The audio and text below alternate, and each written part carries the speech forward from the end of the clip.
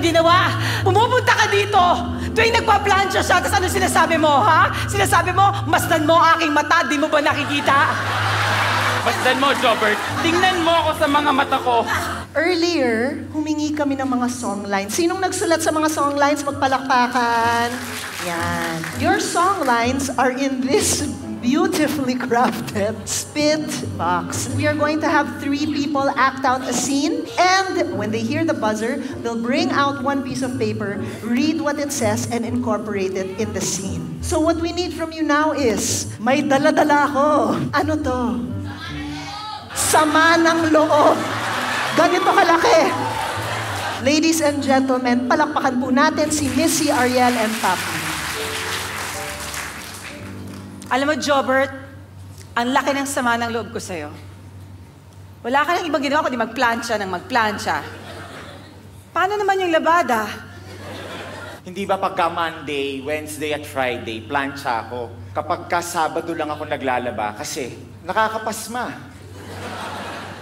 Pasma? That's so old school, Jobert. Parang utang na loob, old school. Naniniwala ka pa rin sa utang na loob at 2024. We don't owe each other anything. Oh my gosh! Jobert, binila na nga kita ng laundry, oh.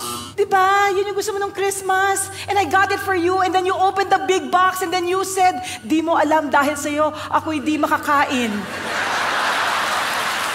You were so beside yourself with how beautiful the gift was. Tapos ano, MWF ka pa rin nagla-laundry? Salamat dun sa regalo na yun. Pero yun na nga eh, ako lang lagi ang gumagamit.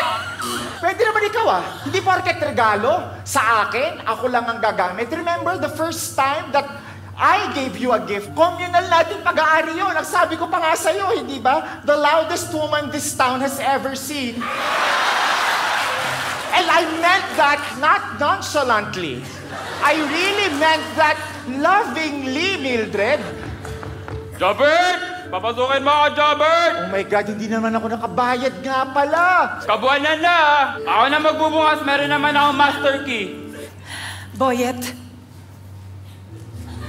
Jobert, ibaba mo yung plancha. Mapapag-usapan naman natin to eh. Kasi pag nagpa-plancha kasi siya, hindi siya dapat ginugulo. I'm sorry. O sige. Tulad nung napag-usapan natin, di ba? Oh, wait, Jobert. Remember, when you signed your contract, you wrote your name in blood and said, look at the stars. Look how they shine for you. And in that moment, Jobert, I felt like I meant something. Alam ko naman, people hate landlords. People hate it when they pay rent. But thank you. Pasensya ka na kahit tinutok ko sa iyo yung plancha kasi, Boyet, para naman tayong hindi magkaibigan dati. Naging landlord ka lang namin, naniningil ka na, kamukha nung nakaraang buwan. Nunumbat ka, ang sinabi mo sa amin dito. Okay, it's okay. If you're lost, we're all a little lost and it's all right. All right naman hindi makabayad eh. All right lang naman eh. Tapos ngayon naniningil ka? Ngayon naniningil ka sa gitna ng kamamlancha namin! Jobert! Mahimasmasan ka, Robert! Mahimasmasan ka! Ikaw din, Boyet! Ha? Kayong dalawa? Wala na kayong ginawa? Ha? Buwan-buwan! Pumupunta ka dito! Tuwing nagpa-plancha siya, tapos ano sinasabi mo, ha? Sinasabi mo, masdan mo aking mata, di mo ba nakikita? Masdan mo, Jobert. Tingnan mo ako sa mga mata ko at sabihin, kailan ka ba magbabayad ng renta? Yung nanay ko kahapon nag-text sa akin, sabi niya, I tried to say goodbye, but I choke. Tried to walk, but I stumble. Pilay siya, Jobert! Napilay! Kailangan ko ng pampagamot! Pati ba naman nanay mo, papasok mo dito sa conversation na ito? Alam mo, Boyet, low blow na yan, ha? Low blow. Dahil kanina lang kasama ko yung nanay mo. At sinabi niya sa akin kung anong nangyayari sa inyong dalawa. Sige, sabihin mo sa kanila, be the loudest woman!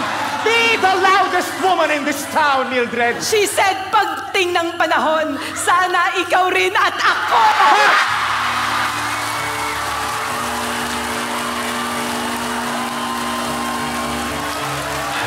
Ladies and gentlemen, give it up for Papi!